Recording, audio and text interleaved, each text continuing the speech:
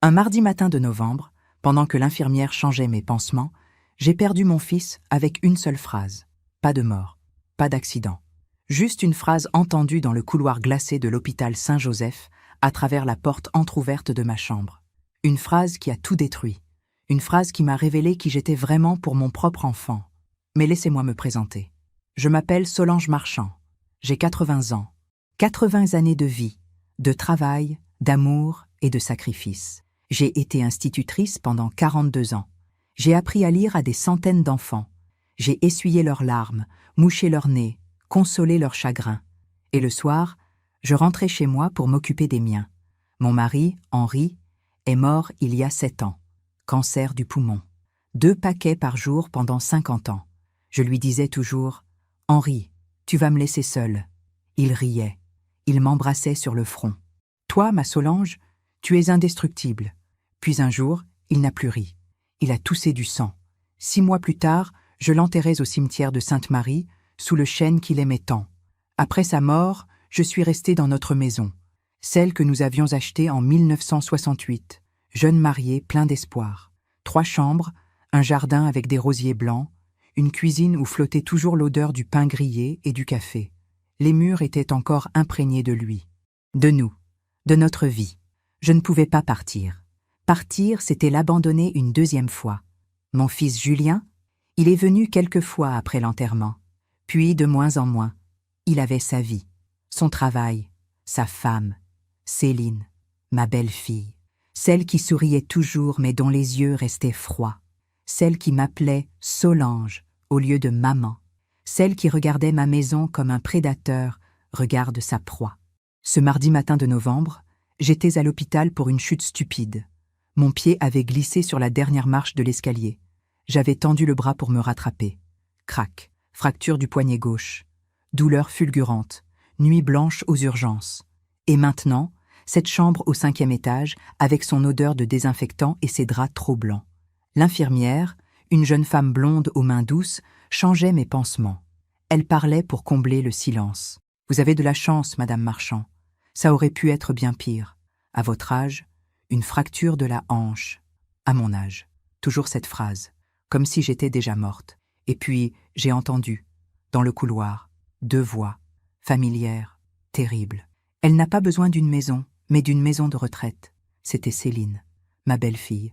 Sa voix était nette, froide, pragmatique. Pas un soupçon d'hésitation. J'ai fermé les yeux. Mon cœur s'est serré. L'infirmière a continué de serrer le bandage. Trop fort. Ça faisait mal. Puis la deuxième voix, celle qui m'a brisée. « Tu as raison. On va en parler avec le médecin. » Mon fils, mon Julien, mon petit garçon aux cheveux châtains que j'avais bercé pendant des nuits entières. Mon fils à qui j'avais tout donné. Pas de protestation. Pas de « voyons, maman mérite mieux ». Juste un assentiment lâche, une acceptation honteuse. Je ne sais pas ce qui s'est passé en moi à cet instant. Quelque chose s'est brisé, mais en même temps, quelque chose s'est durci. Une lucidité froide, cristalline, impitoyable. L'infirmière a fini son travail. Elle est sortie. Je suis restée seule, immobile, les yeux fixés sur le plafond blanc.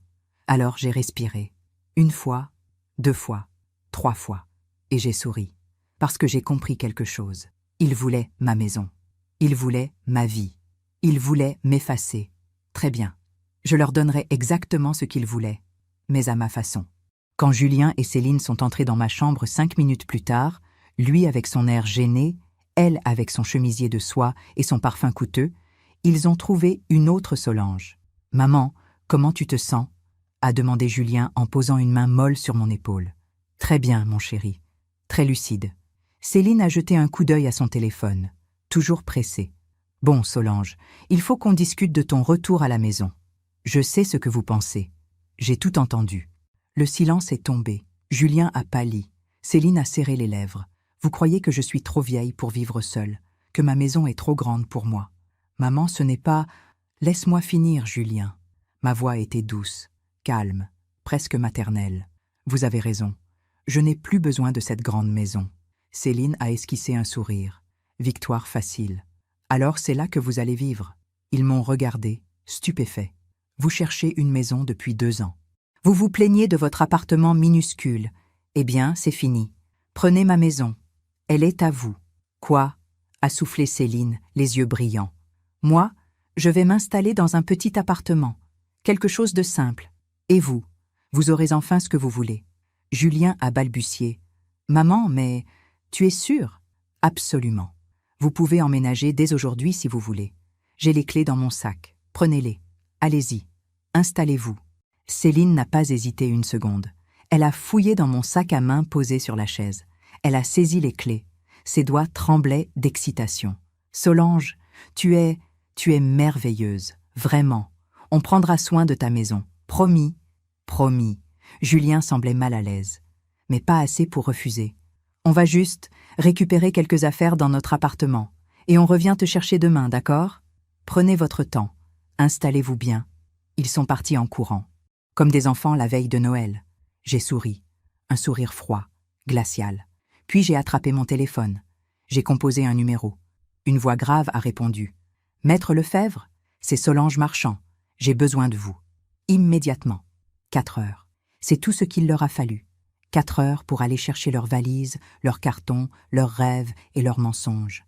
4 heures pour envahir ma maison, pour s'installer dans ma chambre, pour ouvrir mes placards, pour commencer à effacer ma vie.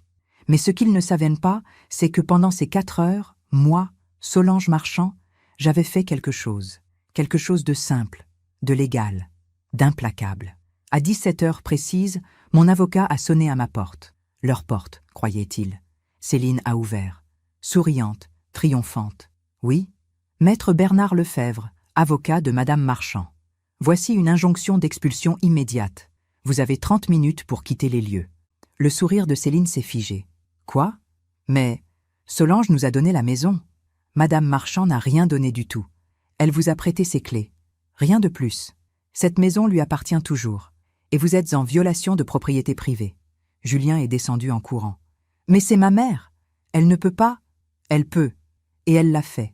30 minutes. Sinon, j'appelle la police.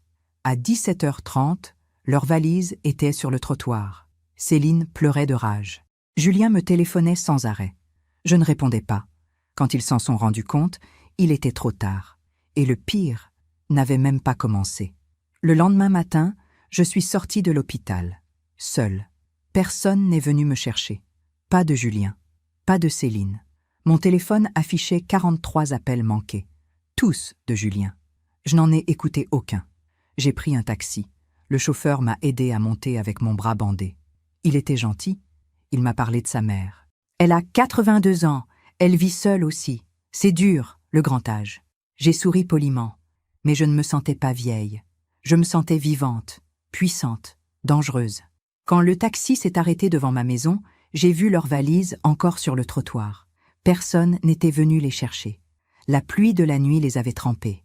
Les vêtements de Céline dépassaient d'un sac ouvert. Son chemisier en soie rose était fichu. Je suis entrée dans ma maison. L'odeur était différente. Son parfum à elle, écœurant, envahissant. J'ai ouvert toutes les fenêtres, puis je me suis assise dans mon fauteuil, celui où Henri s'installait chaque soir pour lire son journal. Et j'ai fermé les yeux. Vous vous demandez peut-être comment j'en suis arrivée là. Comment une mère peut faire ça à son propre fils? Alors laissez-moi vous raconter. Laissez-moi vous dire qui était Julien, qui nous étions, avant que tout ne se brise. Julien est né un matin de mai 1970. 5h32. Le soleil entrait par la fenêtre de la maternité et dorait son visage parfait. Henri pleurait. Mon grand Henri, si fort, si fier, pleurait comme un enfant. Il tenait notre bébé dans ses bras tremblants. Regarde, Solange, regarde ce miracle. C'était un miracle. Après 6 ans d'attente, 6 ans d'espoir et de déception, 6 ans de prières silencieuses. Et enfin, il était là, notre fils, notre trésor. Julien était un bébé facile. Il souriait tout le temps. Il dormait bien. Il ne pleurait presque jamais.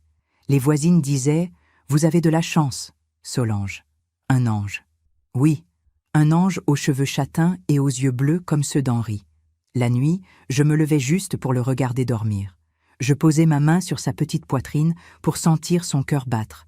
Je me disais « Il est à moi, il est vivant, il est là. » Henri l'adorait. Il rentrait du travail et courait vers le berceau. « Mon fils, Mon petit homme !» Il le prenait dans ses bras.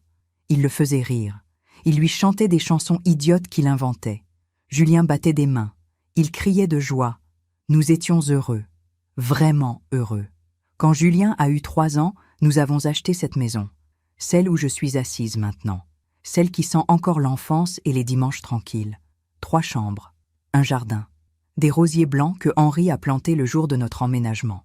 Un pour chaque membre de la famille. Et d'autres pour ceux qui viendront.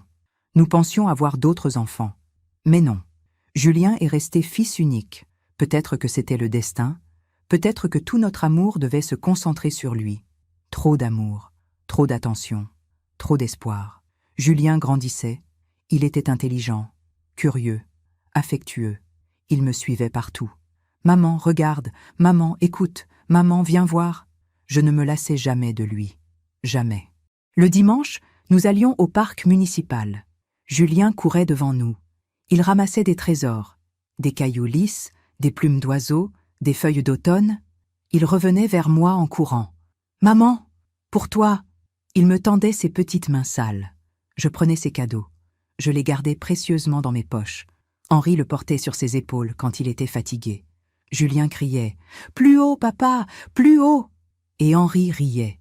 Il le montait jusqu'au ciel. Ces dimanches étaient tout. Le soleil, le rire de Julien, la main d'Henri dans la mienne, la certitude que rien ne pourrait jamais nous séparer.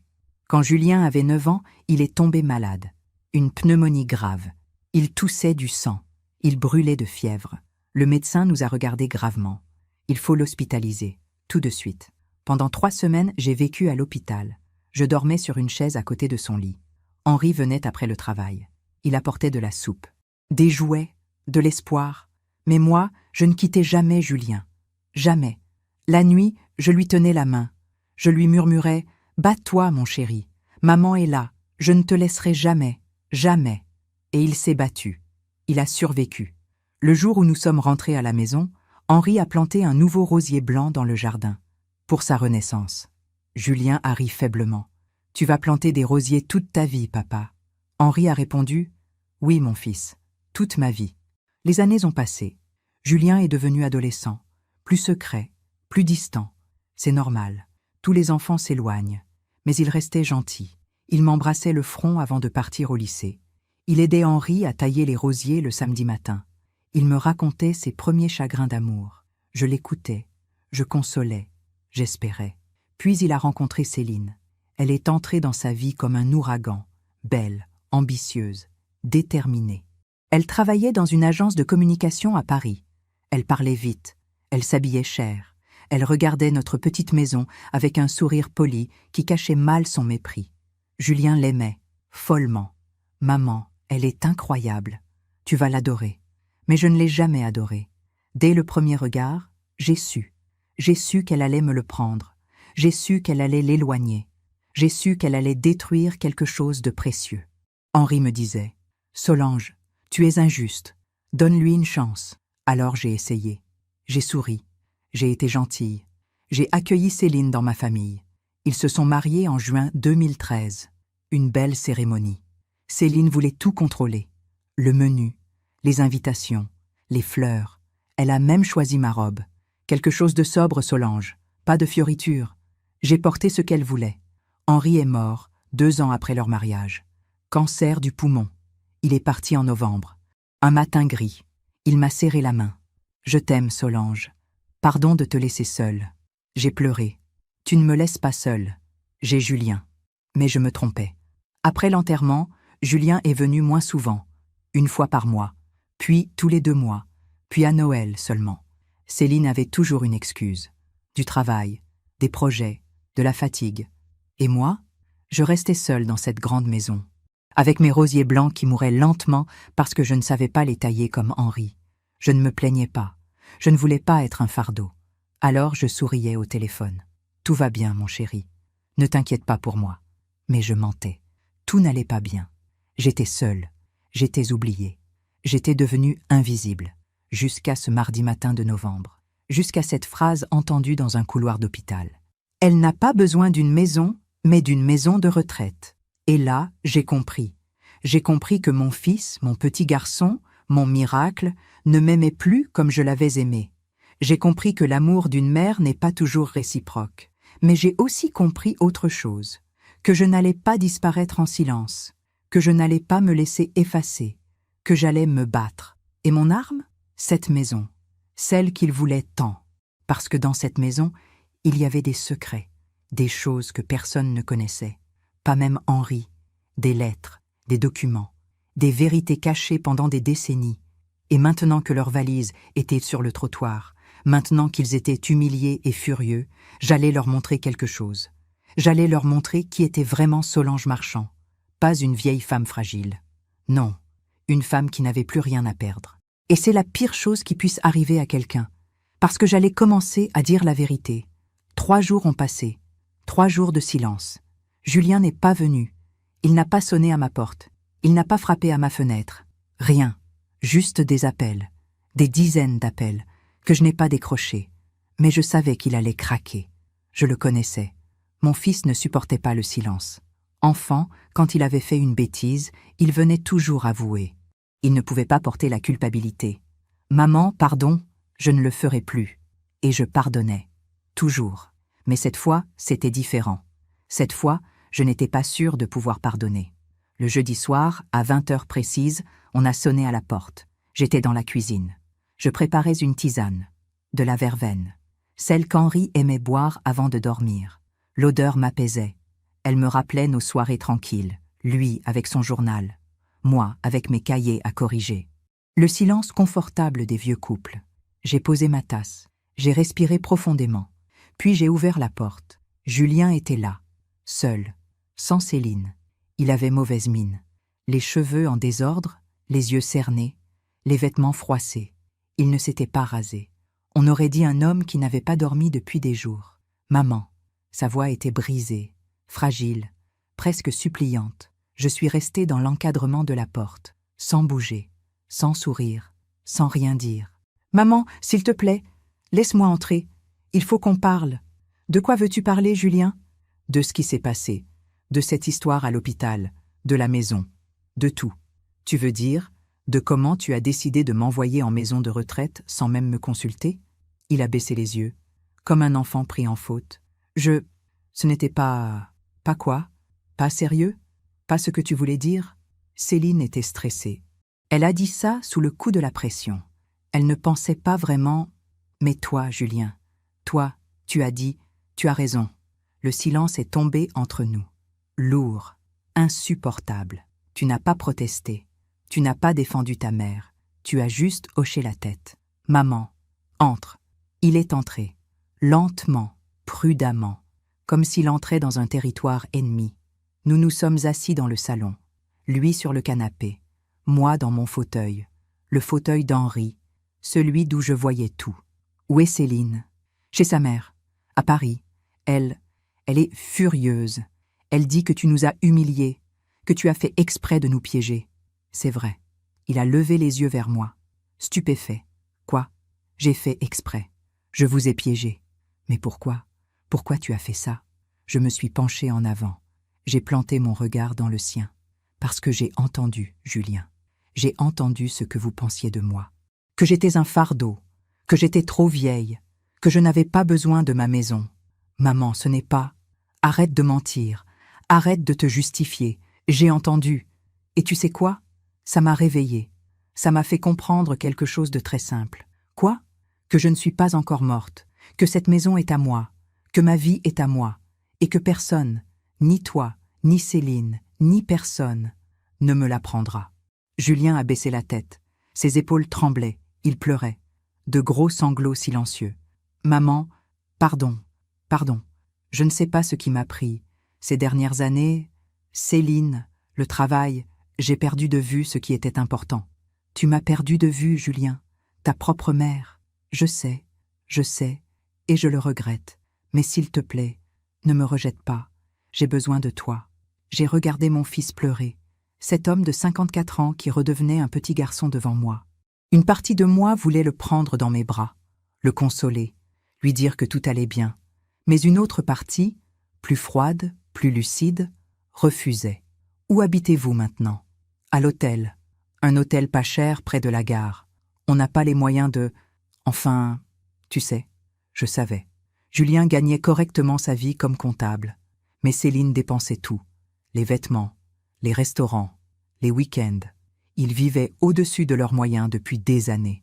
C'est pour ça qu'ils voulèrent ma maison. Une maison gratuite, un héritage anticipé. Et Céline, elle va revenir? Je ne sais pas. Elle est tellement en colère. Elle dit que... Il s'est arrêté. Il a hésité. Qu'est-ce qu'elle dit, Julien? Elle dit que si tu ne changes pas d'avis, elle veut divorcer. J'ai senti quelque chose bouger dans ma poitrine. Une petite étincelle. De l'espoir? De la satisfaction? Je ne savais pas. Et toi? Qu'est-ce que tu veux? Je veux ma femme, mais je veux aussi ma mère. Je veux réparer ce que j'ai cassé. Il m'a regardé avec ses yeux bleus, les yeux d'Henri, les yeux que j'avais tant aimés. S'il te plaît, maman, donne-moi une chance. J'ai respiré profondément. J'ai fermé les yeux. Et j'ai pris une décision. D'accord. Vraiment? Oui, mais à une condition. Tout ce que tu veux. Tu viens ici, tous les jours, pendant 1 mois, 1 heure, juste toi et moi. On parle, on se retrouve, et on voit si on peut reconstruire quelque chose. Je viendrai. Promis. Et Céline? Je ne sais pas. Laisse-la à Paris, Julien. Pour l'instant. Toi et moi, on doit régler nos comptes d'abord. Il a hoché la tête, soulagé, reconnaissant. Il est parti vers 22 heures, en m'embrassant le front, comme avant. Merci, maman. Merci. J'ai refermé la porte. Je suis retournée dans le salon. Et je me suis assise dans le fauteuil d'Henri. J'avais gagné une bataille, mais pas la guerre, parce que je savais quelque chose que Julien ignorait encore, quelque chose que j'avais découvert après la mort d'Henri, quelque chose qui concernait son père, notre mariage, notre famille, un secret que j'avais gardé pendant 7 ans, un secret qui allait tout changer. D'où m'écoutez-vous en ce moment? Depuis votre cuisine? Votre voiture? Seul dans le silence? Ces histoires nous relient, où que nous soyons. Et dans quelques jours, quand Julien reviendrait, j'allais commencer à lui raconter la vérité. Pas toute la vérité, pas encore. Juste assez pour qu'il comprenne. Assez pour qu'il réalise que sa mère n'était pas la femme qu'il croyait connaître, que son père n'était pas l'homme parfait qu'il idéalisait. Et que cette maison qu'il voulait tant, était bâtie sur des mensonges que j'allais enfin révéler. Julien est revenu le lendemain, à 17 heures précises. Il a sonné. 2 coups, poli, hésitant. J'ai ouvert. Il tenait un bouquet de roses blanches. Pour toi, maman, des roses blanches, comme celles du jardin, comme celles qu'Henri plantait après chaque épreuve, comme celles qui mouraient lentement parce que personne ne savait plus s'en occuper. Entre. Nous nous sommes installés dans la cuisine, pas dans le salon. La cuisine était plus intime, plus vraie. C'est là qu'on parlait vraiment dans cette maison. C'est là qu'Henri avouait ses soucis. C'est là que Julien, enfant, racontait ses journées d'école. J'ai préparé du café, en silence. Julien regardait autour de lui. Ses yeux s'attardaient sur les détails. La vieille horloge murale, les photos sur le réfrigérateur, le calendrier de l'année dernière que je n'avais jamais changé. Figé au mois de mars, le mois où j'avais cessé d'attendre ses visites. La maison n'a pas changé. Non, c'est rassurant. Ou triste, ça dépend comment on le voit. Il a bu une gorgée de café. Trop chaud. Il a grimacé. Maman, par où on commence? Par la vérité, Julien. Quelle vérité? Toutes les vérités. Celles que tu ne connais pas, celles que tu ne veux pas connaître. Il a posé sa tasse. Ses mains tremblaient légèrement. Tu veux parler de papa? Entre autres. Qu'est-ce qu'il y a à dire? Papa était quelqu'un de bien. Il t'aimait. Il m'aimait. On était heureux. J'ai souri tristement. Tu idéalises tout, Julien. Depuis toujours. Tu te souviens de ton père comme d'un héros. Mais Henri n'était pas un héros. Qu'est-ce que tu veux dire? Je veux dire qu'il était humain, avec ses failles, ses erreurs, ses secrets. Julien s'est raidi. Quel genre de secret? Tu veux vraiment savoir? Il a hésité. J'ai vu la peur dans ses yeux. Cette peur de découvrir que ses parents n'étaient pas ce qu'il croyait, que son enfance heureuse était peut-être construite sur des mensonges. Oui, je veux savoir. J'ai respiré profondément, puis j'ai commencé. Ton père buvait. Quoi? Mais non, papa buvait un verre de vin au dîner. C'est tout. C'est ce que tu voyais. Mais il buvait bien plus que ça. En cachette, dans le garage, dans le sous-sol. Du whisky surtout. Parfois une bouteille par jour. Julien a secoué la tête. Non, c'est impossible, je m'en serais rendu compte. Tu avais 10 ans, Julien. Comment aurais-tu pu savoir?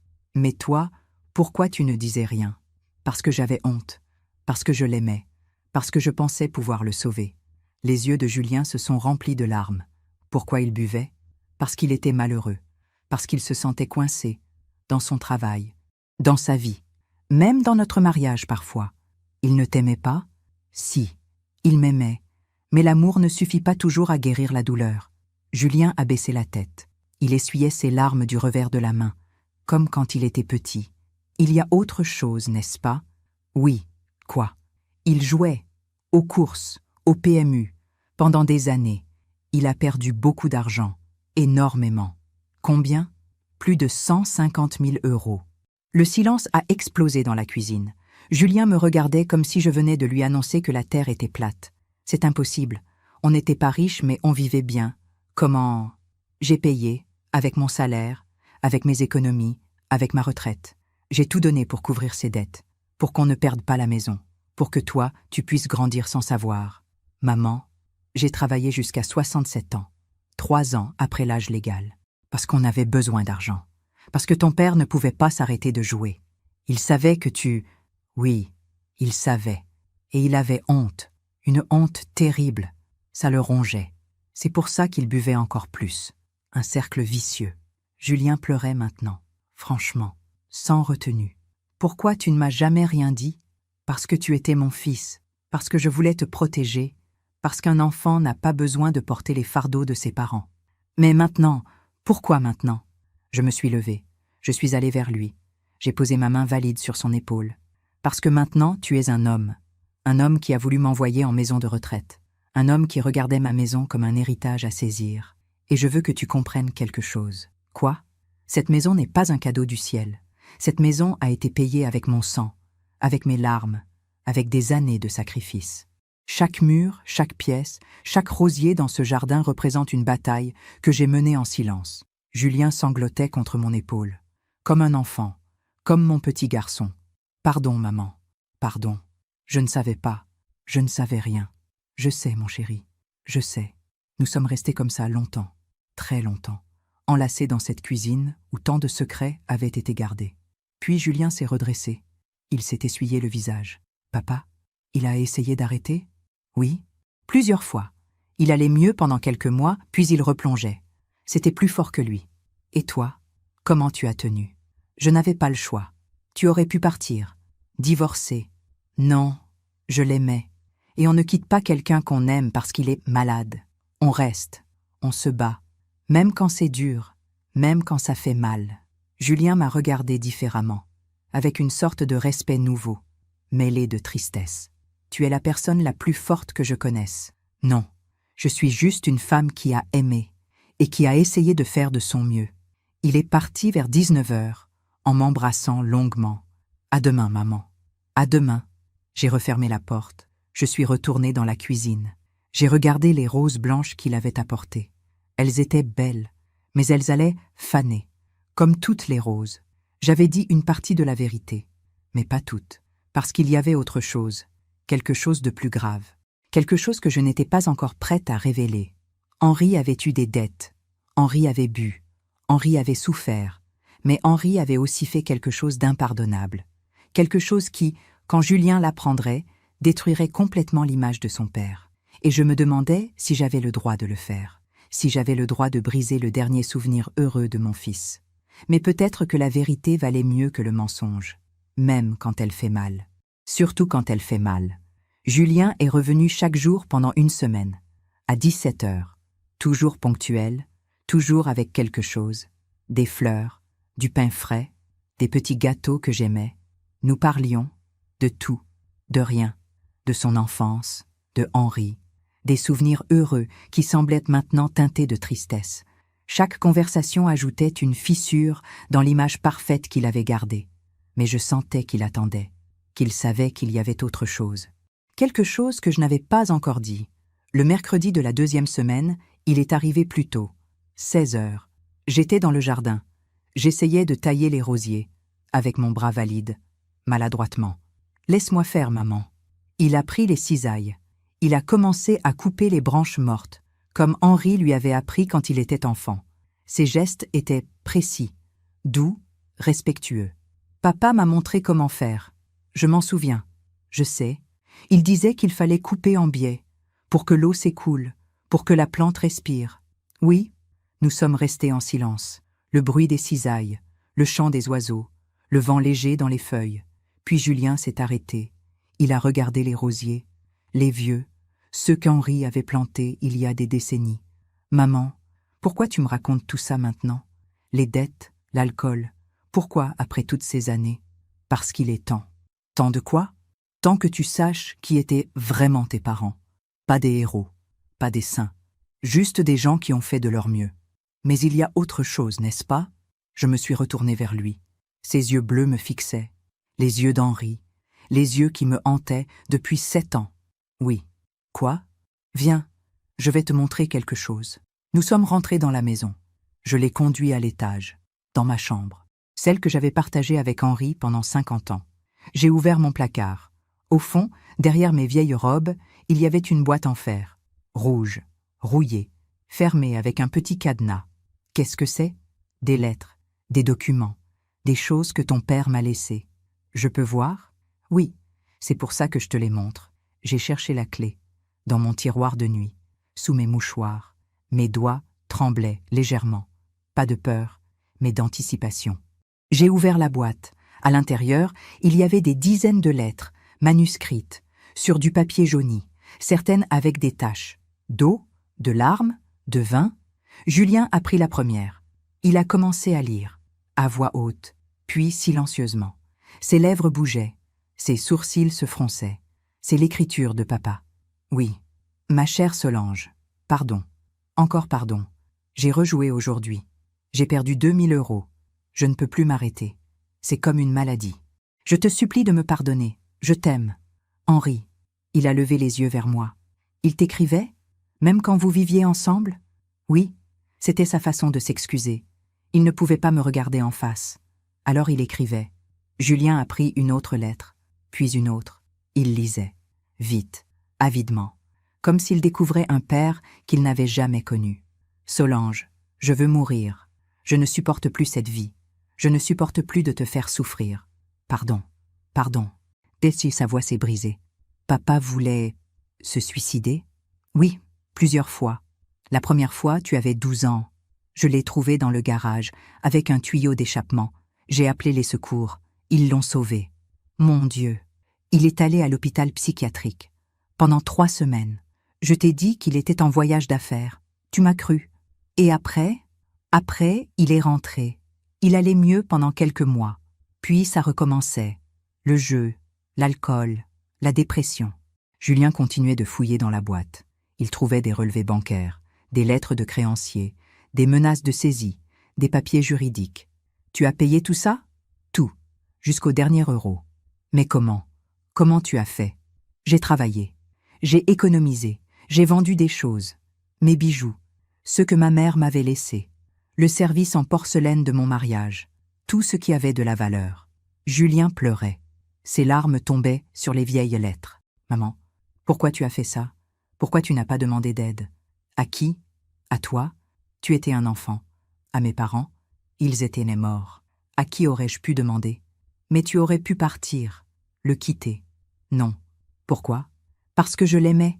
Parce que le mariage, pour moi, ce n'était pas jusqu'à ce que ça devienne difficile. C'était pour toujours, maladie ou santé, richesse ou pauvreté. Il m'a regardé avec une admiration mêlée de douleur. Tu es incroyable. Non, je suis juste une femme d'une autre époque. Une époque où on ne jetait pas les gens quand ils devenaient encombrants. Le sous-texte était clair. Julien l'a compris. Il a baissé la tête. Je suis désolé. Pour l'hôpital. Pour tout. Je sais. Il a continué de fouiller dans la boîte. Au fond, il y avait une enveloppe. Plus grande, plus épaisse, scellée avec de la cire rouge. Qu'est-ce que c'est? Mon cœur s'est accéléré. Cette enveloppe. Celle que j'avais trouvée après la mort d'Henri. Celle que je n'avais jamais ouverte devant personne. Ouvre-la. Tu es sûr? Oui, il faut que tu saches. Il a brisé le sceau. Il a sorti les papiers, des documents officiels, des certificats, des photos. Son visage a changé, la confusion, puis l'incrédulité, puis la stupeur. Maman, qu'est-ce que c'est que ça? La vérité. Mais c'est impossible. Non, c'est la réalité. Il tenait dans ses mains un acte de naissance, pas le sien. Un autre, daté de 1972, 2 ans après sa propre naissance. Le nom sur le certificat, Martin Leclerc. Père, Henri Marchand. Mère, Isabelle Leclerc. Julien m'a regardé. Ses yeux étaient vides, choqués. Papa avait un autre enfant? Oui, mais comment? Quand? Avec qui? Avec une femme qu'il a connue pendant une période où nous étions séparés. Juste 3 mois, en 1972. J'étais partie chez ma sœur avec toi. J'en avais assez. De l'alcool, du jeu, de tout. Et il a eu une liaison, courte, stupide, avec une collègue de la mairie, Isabelle. Elle est tombée enceinte. Elle a eu le bébé, un garçon, Martin. Et toi, tu le savais? Je l'ai découvert après notre réconciliation. Henri me l'a avoué, en pleurant, en me suppliant de lui pardonner. Et tu as pardonné? Oui. Pourquoi? Parce que j'étais partie, parce qu'il était seul, parce qu'il était faible, parce que je l'aimais quand même. Julien fixait le certificat. Ses mains tremblaient. J'ai un frère? Un demi-frère. Oui. Où est-il? Je ne sais pas. Henri payait une pension alimentaire, pendant des années, jusqu'à la majorité de Martin. Puis plus rien. Aucun contact. Isabelle est partie vivre à Lyon. On n'a plus jamais eu de nouvelles. Papa le voyait? Non. Jamais. C'était la condition pour que je reste. Pas de contact. Juste l'argent. Julien s'est effondré sur mon lit, la tête entre les mains. Son monde s'écroulait. Toute ma vie était un mensonge. Non, Julien, ton père t'aimait, vraiment, plus que tout. Tu étais son fils, son trésor. Martin était juste une erreur qu'il a payée jusqu'à sa mort. Mais moi, j'aurais dû savoir. J'avais le droit de savoir. Peut-être, ou peut-être pas. Certains secrets protègent plus qu'ils ne blessent. Il m'a regardé, les yeux rouges, le visage défait. Pourquoi tu me dis ça maintenant? Parce que tu dois comprendre que la vie n'est pas simple, que les gens ne sont pas parfaits, que ton père m'a fait du mal, beaucoup de mal. Mais je l'ai aimé quand même, parce que c'est ça, l'amour véritable. Qu'auriez-vous fait à ma place? Auriez-vous pardonné? Ou seriez-vous parti? Julien est resté jusqu'à tard ce soir-là. Nous avons parlé, longtemps. Il avait 1000 questions. Je répondais, calmement, honnêtement. Quand il est parti, vers 23 heures, il était différent, moins naïf, plus mûr, plus triste aussi. Mais il fallait qu'il sache, parce que bientôt, très bientôt, Martin allait réapparaître, et tout allait exploser. Après cette nuit-là, Julien n'est pas venu pendant 3 jours. Je comprenais, il avait besoin de temps, de digérer, d'accepter que son père n'était pas l'homme qu'il croyait, que sa famille parfaite n'avait jamais existé, que quelque part, il avait un frère qu'il ne connaissait pas. J'ai passé ces 3 jours seul, à réfléchir, à me demander si j'avais bien fait, si révéler tous ses secrets était la bonne solution, ou si j'étais juste une vieille femme amère qui détruisait les derniers souvenirs heureux de son fils. Mais non, je n'étais pas amère, j'étais lucide, et la lucidité fait parfois plus mal que le mensonge. Le samedi matin, à 9 heures, mon téléphone a sonné. Un numéro inconnu. Je ne décroche jamais les numéros inconnus. Les arnaques, les démarcheurs, les gens qui veulent pas me vendre quelque chose à une vieille femme seule. Mais ce matin-là, quelque chose m'a poussé à répondre. « Allô? Madame Marchand ?» Une voix d'homme, jeune, hésitante. « Oui, qui êtes-vous? Je m'appelle Martin. Martin Leclerc. J'étais... Enfin, je crois que je suis le fils d'Henri Marchand. » Mon cœur s'est arrêté. Puis il a recommencé à battre. Trop fort, trop vite. « Comment avez-vous eu mon numéro? » J'ai cherché, longtemps. Ma mère est morte il y a 6 mois, cancer. Avant de mourir, elle m'a tout raconté. Elle m'a donné des documents, des lettres, le nom de mon père, votre adresse. J'ai fermé les yeux. Isabelle était morte, cette femme que je n'avais jamais rencontrée, cette femme qui avait couché avec mon mari, cette femme qui avait donné naissance à l'enfant secret d'Henri. Je suis désolée pour votre mère. Merci. Silence. Un long silence embarrassé. Pourquoi vous m'appelez, Martin? Parce que je veux savoir. Je veux savoir qui était mon père. Ma mère ne parlait jamais de lui.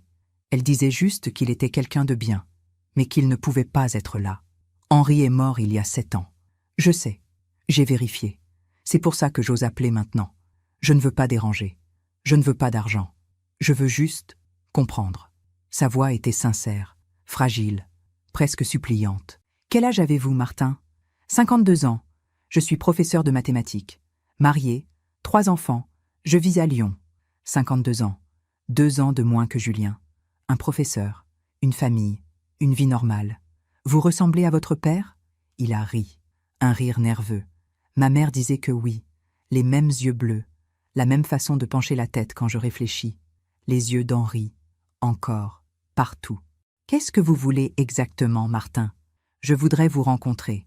Vous parler. Savoir qui il était. Comment il était. Si j'ai des demi-frères ou des demi-sœurs. Vous avez un demi-frère, Julien. Il a 54 ans. Il sait que j'existe? Maintenant, oui. Je viens de lui dire. Il y a quelques jours. Comment il a réagi? Mal. Très mal. Oh, je comprends. Je ne veux pas créer de problème, si c'est trop difficile. Martin. Oui? Venez. Venez me voir. Vous avez le droit de savoir. Vraiment? Oui? Henri était votre père. Même s'il n'a pas été là. Même s'il a choisi de ne pas vous connaître. Vous avez le droit de savoir qui il était. Merci. Merci, Madame Marchand. Appelez-moi Solange. Solange. Merci. Nous avons fixé un rendez-vous. Le mardi suivant. À 14 heures. Chez moi. Dans cette maison où Henri avait vécu. Où il était mort. Où ses secrets dormaient encore dans les tiroirs. J'ai raccroché. Mes mains tremblaient. Martin allait venir. Le fils caché. Le fantôme du passé. L'erreur qui allait ressurgir 52 ans plus tard. Et Julien? Que dirait Julien? J'ai attendu jusqu'au soir, puis j'ai appelé mon fils. Maman? Julien, il faut que je te dise quelque chose. Quoi encore? A-t-il soupiré. Sa voix était fatiguée, usée. Martin a appelé. Silence. Martin? Ton demi-frère. Oui? Comment il t'a trouvé? Sa mère lui a tout raconté avant de mourir. Il veut nous rencontrer. Non, Julien. Non, maman, je ne veux pas le voir. Je ne veux rien savoir de lui. C'est déjà assez dur comme ça. Il a le droit de savoir qui était son père. Et moi? J'ai le droit de protéger mes souvenirs. J'ai le droit de ne pas voir débarquer un inconnu qui me rappelle que papa était. Il s'est arrêté. Il cherchait ses mots. Que papa était quoi, Julien? Humain, imparfait, réel? Papa était un menteur. Voilà ce qu'il était. Non, papa était un homme qui a fait des erreurs. Comme tout le monde. Je ne veux pas le voir. Tu n'es pas obligé. Mais moi, je vais le recevoir. Mardi, à 14 heures. Si tu veux venir, tu es le bienvenu. Sinon, tant pis. Maman, c'est mon choix, Julien. Et cette fois, c'est moi qui décide. J'ai raccroché. Mon cœur battait vite. J'avais pris une décision. Peut-être la plus difficile de ma vie. J'allais rencontrer Martin. Le fils qu'Henri n'avait jamais voulu connaître. Le fantôme de notre passé. Et peut-être qu'en le regardant dans les yeux, je comprendrai quelque chose. Peut-être que je verrai Henri. Le vrai Henri. Celui qui se cachait derrière le mari, le père, le menteur. Le dimanche soir, Julien m'a envoyé un message. Court, sec. Je viendrai mardi. Pas pour lui. Pour toi. J'ai souri. Mon fils était têtu, fier, blessé. Mais il venait quand même. Parce qu'au fond, malgré tout, il m'aimait encore. Le lundi, j'ai préparé la maison. J'ai nettoyé, rangé. J'ai sorti les photos d'Henri. Celles de notre mariage, celles de Julien bébé, celles de nos vacances au bord de la mer. Je les ai disposées sur la table du salon, comme des preuves, comme des témoignages d'une vie qui avait été vraie, même avec ses mensonges. Le mardi matin, je me suis levée tôt. J'ai mis ma plus belle robe. Celle en laine bleue qu'Henri aimait tant.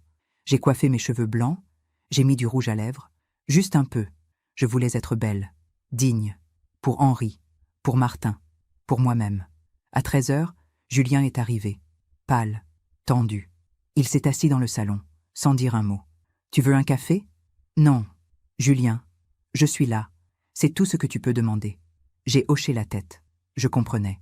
À 14 heures précises, on a sonné à la porte. Mon cœur a fait un bond. Julien s'est raidi dans son fauteuil. J'ai ouvert. Un homme se tenait devant moi. Grand, mince, des cheveux châtains grisonnants, et des yeux bleus, exactement comme ceux d'Henri. Solange? Martin. Nous nous sommes regardés. Deux étrangers liés par un mort, par un secret, par une vie qui n'avait jamais existé. Entré. Il est entré. Il a vu Julien. Julien l'a regardé. Leurs yeux se sont croisés. Deux frères qui ne se connaissaient pas. Deux fils du même homme. Deux vies parallèles qui se rencontraient enfin. Et dans ce silence lourd, quelque chose a commencé. Quelque chose qui allait tout changer. Parce que Martin n'était pas venu juste pour parler. Il était venu avec des documents, des preuves, des révélations que même moi, Solange Marchand, je ne connaissais pas.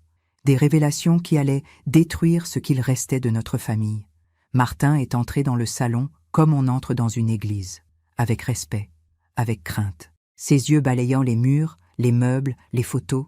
Il cherchait son père, partout, dans chaque détail. Julien ne bougeait pas, figé dans son fauteuil. Il regardait cet homme qui lui ressemblait, ou plutôt qui ressemblait à Henri. Les mêmes yeux, la même stature, la même façon de se tenir, légèrement voûté, comme s'il portait un poids invisible. « Asseyez-vous, Martin. » Il s'est assis sur le canapé. Julien était en face de lui. Ils se regardaient sans se parler. Deux étrangers, liés par le sang. « Je vous présente Julien, votre demi-frère. » Martin a tendu la main. Julien l'a regardé longtemps, trop longtemps. Puis, il l'a serré, brièvement, froidement, enchanté. Moi aussi. Le silence est retombé. Lourd, épais. J'ai servi du café. Personne n'y a touché. Martin a sorti une enveloppe de son sac. Une grande enveloppe Kraft, exactement comme celle que j'avais montrée à Julien quelques jours plus tôt. J'ai apporté des documents, des choses que ma mère m'a laissées. Je pense que vous devez les voir. « Quel genre de documents ?» a demandé Julien d'une voix sèche. « Des lettres, de votre père, à ma mère, pendant des années. » Mon cœur s'est serré. Des lettres? Henri écrivait à Isabelle, pendant toutes ces années? Mais je croyais qu'il n'y avait aucun contact, juste l'argent. Martin a secoué la tête tristement. Non, il écrivait, régulièrement, jusqu'à sa mort. Maman gardait tout, dans une boîte. Elle me l'a donné avant de mourir. Elle disait « Tu mérites de savoir qui était ton père ». Il a ouvert l'enveloppe, il a sorti une pile de lettres, manuscrites, l'écriture d'Henri. Je la reconnaissais, cette écriture que j'avais vue pendant 50 ans, sur les listes de courses, sur les cartes d'anniversaire, sur les mots doux qu'il me laissait parfois. Mais là, ces lettres n'étaient pas pour moi. Martin a pris la première. Il a commencé à lire. Sa voix tremblait. « Ma chère Isabelle, Martin a 5 ans aujourd'hui. Je pense à lui. Je me demande s'il me ressemble, s'il aime les mathématiques comme moi, s'il rit aux mêmes choses. Je voudrais le connaître, mais je ne peux pas. J'ai fait un choix terrible. J'ai choisi ma famille, Solange, Julien. Je ne peux pas les abandonner, mais sache que je pense à lui. Chaque jour, chaque nuit. Ton Henri. » Les larmes coulèrent sur mes joues, silencieuses, brûlantes. Henri pensait à Martin, tous les jours. Il mentait, il me mentait. « Continue, » a murmuré Julien. Sa voix était blanche. Martin a pris une autre lettre, plus récente, datée de 2007, 1 an avant la mort d'Henri. « Isabelle, Martin a 35 ans maintenant. Je l'ai vu, de loin, à Lyon. J'ai fait exprès, j'ai pris un train, j'ai marché dans sa rue.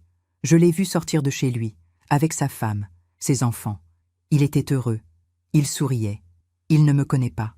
Il ne saura jamais que je l'ai regardé, que j'ai pleuré, que j'aurais voulu lui dire « Je suis désolé, pardon, je t'aime, ton père ». Julien s'est levé brusquement. Son visage était déformé par la rage. Il est allé le voir? Il est allé à Lyon? Et moi, est-ce qu'il venait me voir quand j'habitais à Paris? Non. Il disait qu'il avait trop de travail, trop de fatigue. Mais lui, cet inconnu, il prenait le train pour aller le regarder? Julien? Non, maman, papa nous a menti, il nous a tous menti. Martin a baissé la tête. Il était mal à l'aise, coupable d'exister.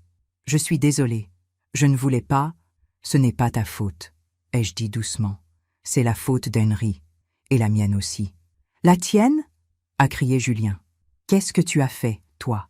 Tu as tout supporté, tu as tout pardonné, tu t'es sacrifié. Non, J'ai exigé qu'Henri coupe tout contact avec Martin. J'ai imposé le silence. Peut-être que si j'avais été plus généreuse, plus forte, Henri aurait pu être un père pour ses 2 fils. Tu défends papa maintenant, après tout ce qu'il nous a fait? Je ne le défends pas. Je dis juste que la vie n'est jamais simple, que les choix sont parfois impossibles, qu'on fait ce qu'on peut avec la douleur qu'on porte. Martin a sorti une dernière lettre, la plus épaisse, scellée. Il y en a une autre. Ma mère m'a dit de ne l'ouvrir qu'avec vous, avec toute la famille. Ouvre-la, ai-je dit. Il a déchiré l'enveloppe. À l'intérieur, plusieurs feuilles et une photo. Une vieille photo en noir et blanc. Martin l'a regardée. Puis, il me l'a tendue. Sur la photo, Henri, jeune, peut-être 25 ans. Il tenait un bébé dans ses bras, un tout petit bébé. Il souriait, un sourire que je connaissais, celui qu'il avait quand il était heureux. « C'est qui ?» a demandé Julien. Martin a lu la lettre, à voix basse, puis il a levé les yeux vers nous. « C'est moi. J'avais 3 mois. Papa est venu nous voir. Une fois. Une seule fois. Maman a pris cette photo. C'est la seule qu'elle avait de lui avec moi. Mon cœur a explosé dans ma poitrine. Henri avait vu Martin. Il l'avait tenu dans ses bras. Il l'avait connu. Et il ne m'avait jamais rien dit. « Quand ?» ai-je murmuré. « Quand est-ce que c'était ?» Martin a vérifié la date au dos de la photo. Janvier 1973. Janvier 1973. Nous étions déjà réconciliés. Henri vivait avec moi, avec Julien. Il rentrait tous les soirs. Il m'embrassait. Il me disait qu'il m'aimait, qu'il ne recommencerait plus, qu'il avait coupé les ponts. Et pendant ce temps, il allait voir Martin, son autre fils, son fils secret. « Lisez la lettre », ai-je dit d'une voix morte. Martin a commencé. Ses mains tremblaient. « Mon fils Martin, si tu lis cette lettre, c'est que je suis mort. C'est que je n'ai jamais eu le courage de te parler de mon vivant. Pardon. Pardon pour tout. Pour ne pas avoir été là. Pour ne pas t'avoir connu. Pour avoir été un lâche. Je t'ai aimé. À ma façon. De loin. En silence. Mais je t'ai aimé. Tu étais mon fils autant que Julien. Mais j'ai dû choisir. Et j'ai choisi la famille que j'avais déjà construite. J'ai choisi Solange. Parce qu'elle méritait mieux que mes mensonges. Mais toi aussi tu méritais mieux. Tu méritais un père. Je n'ai pas été ce père. Pardon. Dans cette enveloppe, il y a un document. Un testament. Je te laisse quelque chose. Pas beaucoup, mais quelque chose. Pour que tu saches que tu existais pour moi. Ton père, Henri Marchand. Martin a sorti le document. Un testament manuscrit. Daté de 2017. 1 an avant la mort d'Henri. Il a lu. Ses yeux se sont écarquillés. Il me laisse la moitié du produit de la vente de cette maison. Le silence est tombé comme une pierre. Julien m'a regardé, les yeux pleins de larmes, de rage, de trahison. Papa lui a laissé la maison, notre maison, la moitié, seulement si elle est vendue. Mais c'est impossible, tu es encore vivante, la maison est à toi. Oui, mais dans le testament d'Henri, il stipule qu'à ma mort, ou en cas de vente de mon vivant, Martin touche la moitié de la valeur. J'ai regardé Martin, cet homme que je ne connaissais pas, cet homme qui ressemblait tant à Henri, cet homme qui venait de faire exploser ma vie une 2e fois. Je ne veux pas de cet argent, a-t-il dit doucement. Je ne suis pas venu pour ça. Je suis venu pour connaître mon père. C'est tout. Mais tu y as droit, ai-je répondu. Légalement. Moralement. Tu es son fils. Non, a crié Julien. Non, cette maison, c'est maman qui l'a payée. C'est elle qui a tout donné. Pas papa. Papa n'a rien fait. Il a bu, il a joué, il a menti. Il ne mérite pas qu'on respecte sa volonté. Qu'auriez-vous fait à ma place? Auriez-vous respecté le testament? Ou l'auriez-vous détruit? Je me suis levée, lentement, péniblement. Mon bras me faisait mal, mon cœur aussi. Julien, Martin, écoutez-moi bien. Ils se sont tus. Ils m'ont regardé. 2 hommes perdus, 2 fils brisés. Cette maison, c'est vrai, je l'ai payée. Avec mon sang, mes larmes, mes sacrifices. Mais Henri l'a aimée aussi, à sa façon. Il l'a construite. Il a planté les rosiers. Il y a élevé son fils. Il y est mort. Maman, laisse-moi finir. Cette maison ne vaut rien si elle nous détruit, si elle nous sépare, si elle fait de nous des ennemis. Alors, voilà ce que je décide. J'ai respiré profondément. Je ne vendrai pas cette maison. Jamais. Elle restera mienne jusqu'à ma mort. Et après ma mort, vous déciderez. Ensemble. Comme des frères ou comme des étrangers. Mais vous déciderez sans moi. Mais le testament de papa, le testament de votre père était celui d'un homme rongé par la culpabilité. Mais je suis encore vivante, et c'est moi qui décide. Martin s'est levé. Il a remis les lettres dans l'enveloppe. Je vais partir. Je n'aurais jamais dû venir. Non, ai-je dit fermement. Reste, bois ton café. Regarde les photos. Connais ton père. Tu en as le droit. Il s'est rassis. Les larmes coulaient sur son visage. Julien pleurait aussi, en silence. Et moi, Solange Marchand, 80 ans et le cœur en miettes, je regardais ces deux hommes, ces deux fils d'Henri, ces deux moitiés d'un même mensonge. Et je me suis dit que l'amour, parfois, ne suffit pas à tout réparer, que les secrets finissent toujours par sortir. Et que la vérité, même quand elle détruit, vaut toujours mieux que le mensonge. Martin est resté jusqu'au soir. Nous avons parlé, longtemps, de Henri, de sa jeunesse, de son rire, de ses défauts, de ses qualités. Je lui ai montré les photos, toutes, même celles que je gardais cachées. Henri a 20 ans, Henri le jour de notre mariage, Henri tenant Julien dans ses bras. Martin regardait chaque photo avec une intensité douloureuse. Il cherchait son père. Il essayait de reconstituer un homme qu'il n'avait jamais connu. Julien est resté aussi. Au début, raide et silencieux. Puis, lentement, il a commencé à parler, à raconter des souvenirs, des anecdotes, des moments où Henri était drôle, touchant, humain. Papa m'emmenait à la pêche le dimanche. On ne prenait jamais rien, mais on restait là, au bord de l'eau, à parler de tout et de rien. Il me disait « Ce qui compte, Julien, ce n'est pas le poisson, c'est le silence partagé. » Martin a souri, un sourire triste. Maman me disait que mon père aimait l'eau, qu'il aurait voulu être marin. C'est vrai, ai-je confirmé. Henri rêvait de voyages, de grands espaces, mais il avait le mal de mer. Nous avons ri, tous les trois. Un rire léger, fragile, mais un rire quand même. À 20h, Martin s'est levé. « Je dois rentrer. Mon train part à 22h. Vous revenez ?» ai-je demandé. Il a hésité. Il a regardé Julien. Je ne sais pas. Si Julien est d'accord. Julien s'est levé. Il a marché vers Martin. Ils se sont regardés. Deux hommes qui partageaient le même sang, la même douleur, le même père absent. « Reviens, » a dit Julien d'une voix rauque. « S'il te plaît. » Martin a hoché la tête. Les larmes coulaient sur ses joues. « Merci. » Ils se sont serrés la main. Puis, spontanément, ils se sont enlacés. Maladroitement, brièvement. Mais c'était un début. Après le départ de Martin, Julien est resté. Il m'a aidé à ranger les tasses, à remettre les photos dans leur cadre, à refermer les enveloppes. « Maman ? Oui ? Pourquoi tu as fait tout ça ? Pourquoi tu nous as révélé tous ces secrets ?» Je me suis assise. J'étais fatiguée. Mon bras me faisait mal. Mon cœur aussi. Parce qu'il était temps. Temps de quoi ? Temps d'arrêter de mentir. Temps d'arrêter de protéger les morts au détriment des vivants. Temps de dire la vérité. Julien s'est assis en face de moi. Il m'a pris la main. Ma main valide. Celle qui ne tremblait pas. Tu aurais pu garder tous ces secrets. On aurait vécu dans l'ignorance. On aurait été plus heureux.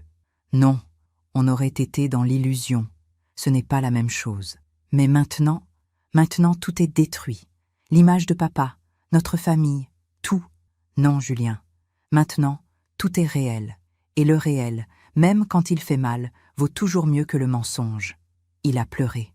Encore. J'avais l'impression qu'il n'avait fait que ça depuis des jours. Pleurer, se vider, se reconstruire. Je ne sais plus quoi penser de papa. Je ne sais plus si je l'aime ou si je le déteste. Tu peux faire les deux. L'amour et la colère peuvent coexister. Comment tu fais, toi ? Comment tu as fait pour lui pardonner ? Pour rester avec lui malgré tout ? J'ai souri. Un sourire fatigué, usé. Je ne sais pas si j'ai vraiment pardonné. Même après toutes ces années, même après sa mort.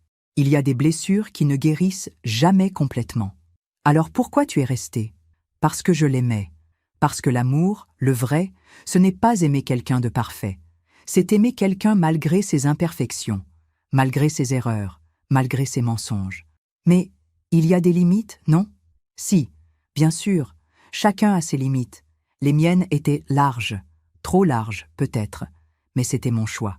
Et je ne le regrette pas. Julien a serré ma main plus fort. Je suis désolé. Pour l'hôpital. Pour Céline. Pour avoir voulu te prendre ta maison. Je sais. Je ne mérite pas ton pardon. Le pardon ne se mérite pas, Julien. Il se donne. Ou pas. Est-ce que tu me pardonnes? J'ai regardé mon fils. Cet homme de 54 ans qui redevenait mon petit garçon. Ce fils que j'avais aimé plus que tout. Ce fils qui m'avait brisé le cœur. Oui, je te pardonne. Il s'est effondré dans mes bras. Il sanglotait comme un enfant. Je le berçais doucement, comme avant, comme quand il avait peur du noir, comme quand il tombait et se faisait mal. Maman, je t'aime. Moi aussi, mon chéri, moi aussi. Nous sommes restés comme ça longtemps, très longtemps. Puis il s'est redressé. Il s'est essuyé le visage. Et Céline? Quoi, Céline? Elle veut que je choisisse. Entre elle et toi. Et toi? Qu'est-ce que tu veux? Je veux les deux. Mais elle ne comprend pas. Elle dit que tu nous as humiliés, que tu as été cruel. J'ai été juste, je sais. Mais elle ne voit pas les choses comme ça. Alors tu dois décider, Julien. Est-ce que tu veux vivre avec une femme qui t'éloigne de ta mère? Ou est-ce que tu veux trouver un équilibre? Je ne sais pas. Prends ton temps. Réfléchis. Mais sache une chose. Je ne te demanderai jamais de choisir entre nous. Parce que je t'aime. Et que l'amour, le vrai, laisse libre. Il est parti vers 23 heures, en m'embrassant longuement. Je reviendrai demain. Je sais. Après son départ, je me suis assise dans le salon, dans le fauteuil d'Henri. J'ai regardé autour de moi, cette maison, ces murs, ces souvenirs. J'avais gagné quelque chose, peut-être pas la paix, mais la vérité. J'avais retrouvé mon fils, pas complètement, mais un peu. J'avais rencontré Martin, le fils secret, le fantôme devenu réel, et j'avais compris quelque chose d'important. Que le pardon n'efface pas la douleur, qu'il permet juste de vivre avec, qu'il transforme la rage en tristesse, et la tristesse en acceptation. Henri m'avait fait du mal, beaucoup de mal, mais je l'avais aimé quand même, et je l'aimais encore, à ma façon, avec colère, avec tendresse, avec tout ce qui fait qu'on reste humain. Le lendemain, Céline a appelé. Sa voix était froide, calculatrice. Solange, il faut qu'on parle. De quoi? De cette maison, de l'héritage, de nos droits. Vous n'avez aucun droit, Céline. Cette maison est à moi. Mais quand vous mourrez, quand je mourrai, vous verrez. Mais je ne suis pas encore morte, et je compte bien vivre encore longtemps. Vous êtes impossible. Non, je suis juste une femme qui ne se laisse plus marcher dessus. Elle a raccroché, furieuse. Et moi, j'ai souri. Parce que pour la première fois depuis des années, je me sentais vivante, forte, libre. Les jours suivants, Julien est venu chaque après-midi. Parfois, avec Martin. Ils apprenaient à se connaître, à être frères, lentement, prudemment, mais sincèrement. Un soir, Martin a apporté sa femme et ses enfants. 3 beaux enfants, 2 filles et un garçon. Ils ont joué dans le jardin, près des rosiers blancs, exactement comme Julien le faisait autrefois. Je les regardais depuis la fenêtre. Et j'ai pensé, « Henri, tu vois ce que tu as raté? Ces petits-enfants que tu n'as jamais connus? Cette famille que tu aurais pu avoir ?» Mais Henri n'était plus là. Il était parti, avec ses regrets, avec ses secrets, avec ses mensonges. Et nous étions là, vivants, blessés, mais ensemble. Et c'était tout ce qui comptait, parce que la vie continue, toujours, malgré la douleur, malgré la trahison, malgré tout. Et parfois, dans les ruines du passé, on construit quelque chose de nouveau, quelque chose de plus vrai, de plus fort, de plus beau. Une famille, une vraie famille, celle qu'on choisit, celle qu'on construit, celle qu'on répare. 3 semaines ont passé, 3 semaines de reconstruction, de conversation, de silence partagé. Julien venait presque tous les jours, parfois avec Martin, parfois seul. Ils parlaient de Henri, de leur enfance respective, de ce qu'ils avaient perdu, de ce qu'ils pouvaient encore construire. Céline, elle, n'était jamais revenue. Elle appelait Julien tous les soirs. Je l'entendais au téléphone, sa voix qui montait, qui exigeait, qui menaçait. « Si tu ne récupères pas cette maison, je divorce. Tu dois choisir, Julien, moi ou ta mère. On a des droits sur cette maison. Il faut se battre. » Mais Julien ne se battait plus. Il avait compris quelque chose que Céline ne comprendrait jamais. Que certaines batailles ne valent pas la peine d'être menées. Que l'argent ne remplace pas l'amour. Que la famille se construit, pas se vole. Un jeudi soir, Julien est arrivé avec un grand sourire. Le premier vrai sourire depuis des semaines. Maman, j'ai quelque chose à te dire. Quoi? Je quitte Céline. Mon cœur a fait un bond. De joie? De tristesse? Je ne savais pas.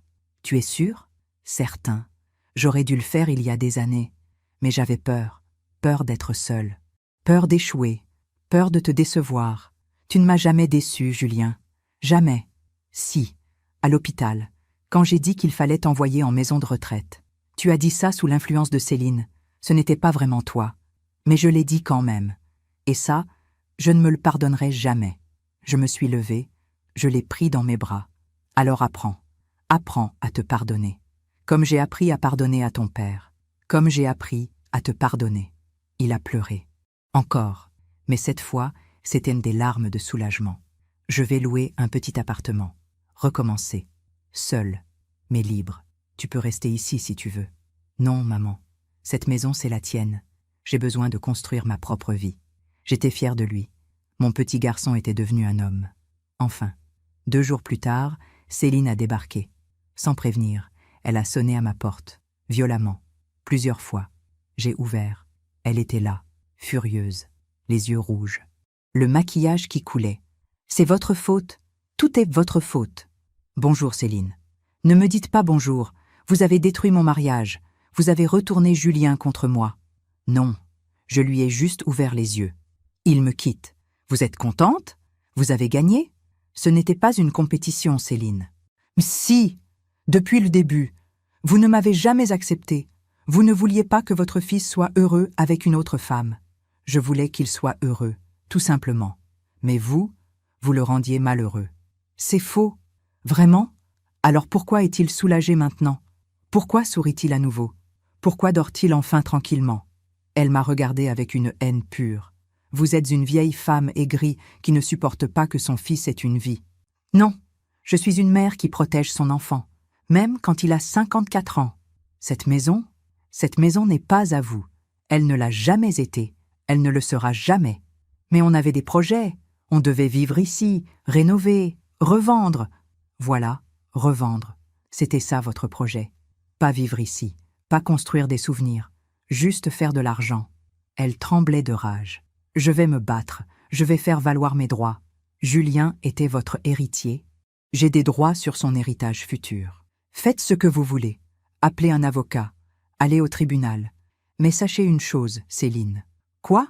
Je vivrai longtemps, très longtemps, juste pour vous empêcher d'avoir cette maison. Elle est partie en claquant la porte. Je l'ai entendue hurler dans la rue. Puis sa voiture qui démarrait en trombe. Je me suis assise. Mon cœur battait fort. J'avais eu peur, mais j'avais tenu bon. Le soir même, mon avocat m'a appelé. Solange? Maître Lefebvre, j'ai une bonne nouvelle. Dites-moi, Céline Marchand vient de déposer une demande de divorce. Elle réclame une pension alimentaire et la moitié des biens de Julien. Et alors? Julien n'a presque rien. Son compte est vide. Il a des dettes, toutes contractées par Céline. Les cartes de crédit, les prêts personnels, tout est à son nom à elle. Donc, elle ne touchera rien.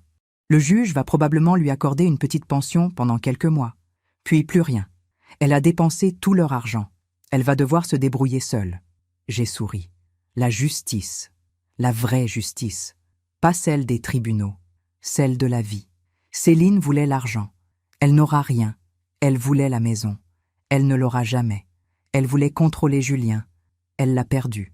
Merci Bernard. De rien. Et Solange? Oui, prenez soin de vous. Vous êtes une femme remarquable. Je suis juste une femme qui refuse de se laisser écraser. Les semaines suivantes, Julien a déménagé dans un petit studio près de la gare. Simple, modeste, mais à lui. Il venait déjeuner avec moi tous les dimanches. Parfois, Martin venait aussi, avec sa famille. Nous mangions dans le jardin, sous les rosiers blancs qui refleurissaient enfin.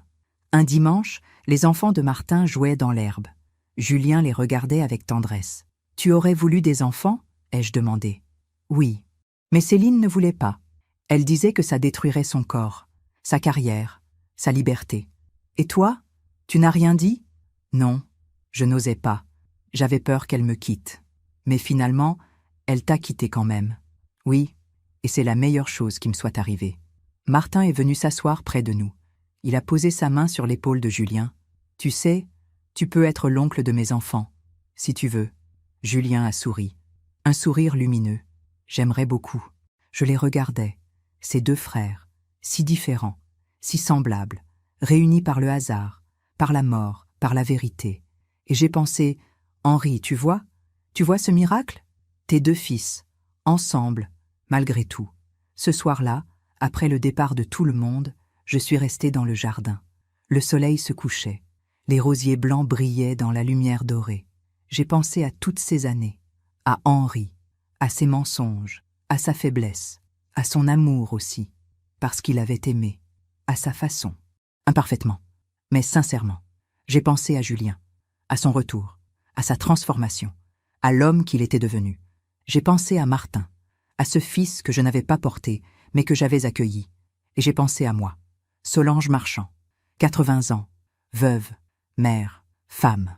J'avais gagné, pas contre Céline, pas contre Henri, mais contre la solitude, contre l'oubli, contre l'injustice. J'avais gagné ma dignité, j'avais gagné ma famille, j'avais gagné ma vie. Et cette maison que tout le monde voulait, elle était toujours là, debout, solide, pleine de souvenirs, de douleurs, d'amour. Elle était mienne et elle le resterait, jusqu'à ma mort. Et après, mes fils décideraient, ensemble, comme une famille, une vraie famille, celle qu'on répare, celle qu'on choisit, celle qu'on construit sur les ruines du passé. Parce que c'est ça, la vie, un éternel recommencement, une éternelle réparation. Et moi, Solange Marchand, j'avais réparé ce qui pouvait l'être. Le reste appartenait au temps. 6 mois ont passé. 6 mois depuis ce mardi matin de novembre où j'avais entendu cette phrase dans un couloir d'hôpital. 6 mois depuis que j'avais décidé de ne plus me taire, de ne plus accepter, de ne plus disparaître. C'était maintenant le mois de mai, le mois des naissances, le mois où Julien était né il y a 54 ans, le mois où tout avait commencé. J'étais dans le jardin. Mon bras était guéri, le plâtre enlevé depuis longtemps. Je taillais les rosiers blancs, avec les bons gestes, ceux qu'Henri m'avait montrés il y a des décennies, en biais, pour que l'eau s'écoule, pour que la plante respire. Les rosiers refleurissaient, plus beaux que jamais, comme s'ils avaient attendu ce moment, comme s'ils savaient que quelque chose avait changé. Julien arrivait dans 1 heure, avec Martin et sa famille. Nous fêtions l'anniversaire de Julien, tous ensemble. Pour la première fois, j'avais préparé un gâteau, celui qu'il aimait enfant, au chocolat avec de la crème au beurre, simple, réconfortant, plein de souvenirs heureux.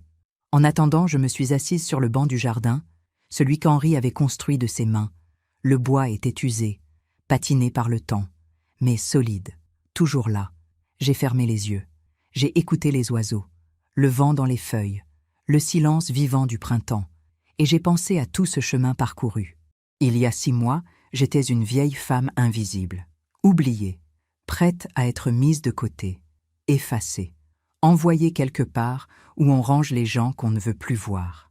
Aujourd'hui, j'étais Solange Marchand, 80 ans, vivante, forte, debout. Qu'est-ce qui avait changé? Pas mon âge, pas ma maison, pas mes souvenirs. Moi, j'avais changé. J'avais arrêté d'accepter l'inacceptable. J'avais arrêté de me faire petite pour ne pas déranger. J'avais arrêté de sourire quand on me manquait de respect. J'avais arrêté de me sacrifier en silence. J'avais dit non, ce mot simple que j'avais oublié pendant des décennies. Non à Céline, non à l'injustice, non à l'oubli. Et en disant non, j'avais retrouvé quelque chose de précieux, ma dignité. On sonne à la porte. Je me lève, j'ouvre. Julien est là, avec un immense bouquet de roses blanches. Derrière lui, Martin, sa femme Sophie, leurs 3 enfants.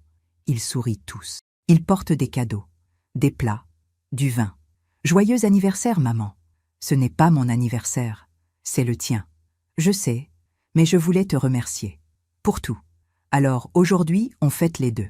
Nous entrons tous dans la maison. La cuisine se remplit de rires, de bruit, de vie. Les enfants courent dans le jardin. Sophie m'aide à dresser la table. Martin et Julien parlent de football, de travail, de choses ordinaires et merveilleuses. Je les regarde. Cette famille improbable, construite sur des ruines, réparée avec du temps et de la vérité. Après le déjeuner, Julien me prend à part. « Maman, j'ai quelque chose pour toi. » Il me tend une enveloppe. Je l'ouvre. À l'intérieur, un document, un acte notarié. Qu'est-ce que c'est? Martin et moi, on a pris une décision. On renonce à tout héritage sur cette maison. Quoi? Mais cette maison, c'est toi qui l'as payée. Toi qui l'as défendue. Toi qui l'as gardée vivante. Elle est à toi. Et elle le restera. Même après ta mort. Mais le testament de votre père, on s'en fiche. Papa a fait beaucoup d'erreurs. On ne va pas perpétuer ces erreurs. On a décidé de te la laisser. Complètement. Tu pourras la léguer à qui tu veux. La vendre. La garder. Ou même la donner à une association. C'est ton choix. Les larmes coulent sur mes joues. Des larmes de soulagement. De gratitude. D'amour. Vous êtes sûr? Martin s'approche. Il pose sa main sur mon épaule. Certain. Vous m'avez accueilli alors que j'étais un étranger. Vous m'avez donné un frère, une famille. Je ne veux rien d'autre. Je les regarde, ces deux hommes, si différents, si beaux, si bons. Merci, merci. Le soir tombe. Les invités sont partis. Julien est resté pour m'aider à ranger. Nous sommes dans la cuisine. Comme autrefois, lui qui lave, moi qui essuie. Maman? Oui? Tu regrettes? Tout ce que tu as vécu, tout ce que tu as supporté? Je réfléchis, longtemps, honnêtement. Non, je ne regrette rien. Même papa? Ses mensonges? Ses trahisons? Même ça, parce que sans tout ça, je ne serais pas celle que je suis aujourd'hui. Tu es incroyable. Non, je suis juste une femme qui a compris quelque chose. Quoi? Que la vie n'est pas une ligne droite, qu'elle est faite de chutes et de relèvements, de douleurs et de guérisons, d'erreurs et de pardons, et que c'est ça qui la rend belle. Papa t'aimait. Je le sais maintenant, malgré tout. Oui, il m'aimait, à sa façon, imparfaitement, mais sincèrement. Et moi aussi je l'aimais. Je l'aime encore, avec tout ce qu'il était, bon et mauvais, fort et faible, humain. Julien m'embrasse le front, comme Henri le faisait, avec la même tendresse. Je t'aime, maman. Moi aussi, mon chéri. Il part vers 22h.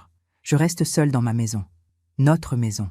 Celle qui a tout vu, tout entendu, tout gardé. Je m'assieds dans le fauteuil d'Henri. Je ferme les yeux. Et je parle, à voix haute, à Henri, à moi-même, au silence. Henri, si tu m'entends, là où tu es, je veux que tu saches quelque chose. Le silence écoute. Je t'ai aimé, malgré tout, malgré l'alcool, malgré les dettes, malgré Martin, malgré les mensonges. Je t'ai aimé parce que tu étais toi, parce que tu m'as donné Julien, parce que tu as planté ces rosiers blancs, parce que tu as essayé, à ta façon. Les larmes coulent, douces, apaisantes. Mais je ne t'ai pas seulement aimé, je t'ai aussi pardonné. Pas pour toi, pour moi, parce que le pardon libère celui qui le donne. Je respire profondément. Et maintenant, je te laisse partir, complètement. Je garde les bons souvenirs, je laisse partir les mauvais, je garde notre amour, je laisse partir ta trahison. Le silence se fait plus doux, plus léger. Repose en paix, Henri. Tu as été un homme imparfait, mais tu as été mon homme. J'ouvre les yeux. La nuit est tombée. Les étoiles brillent par la fenêtre. Je me sens bien, légère, libre. Alors je me lève, je vais dans ma chambre. Je sors une feuille de papier, un stylo, et j'écris. À mes fils, Julien et Martin. Quand vous lirez cette lettre, je serai parti. Mais je veux que vous sachiez quelque chose. Vous êtes ma plus grande fierté. Pas parce que vous êtes parfait, mais parce que vous avez appris à vous pardonner, à vous accepter, à vous aimer malgré les circonstances qui vous ont séparés. Cette maison, elle est à vous. Faites-en ce que vous voulez. Gardez-la, vendez-la. Peu importe. Ce qui compte, c'est que vous restiez frères. Votre père vous aimait, tous les deux, à sa façon. Il a fait des erreurs terribles, mais il n'était pas un monstre. Il était juste un homme qui portait trop de douleur. Pardonnez-lui, comme je lui ai pardonné. Non pour lui, mais pour vous, pour être libre. Je vous aime, pour toujours. Votre mère, Solange. Je plie la lettre, je la range dans mon tiroir, avec les lettres d'Henri, avec les documents, avec toute l'histoire de notre famille. Un jour, ils la trouveront, mais pas maintenant, pas tout de suite. Maintenant, je veux vivre, vraiment vivre. Profiter de chaque jour, de chaque rire, de chaque rose qui fleurit dans mon jardin. parce que j'ai 80 ans, et je suis vivante, parce que j'ai combattu, et j'ai gagné, parce que j'ai aimé, et j'ai pardonné, et maintenant je peux enfin être en paix. Non pas parce que tout est parfait, mais parce que j'ai accepté que rien ne le soit, que la vie est un chaos magnifique, que l'amour est compliqué, que les gens sont imparfaits, et que c'est exactement comme ça que ça doit être. Je m'allonge dans mon lit, celui que j'ai partagé avec Henri pendant 50 ans. Je ferme les yeux, et je souris, parce que demain, je me réveillerai. Le soleil brillera, les oiseaux chanteront, Julien viendra prendre le café, Martin appellera pour prendre des nouvelles.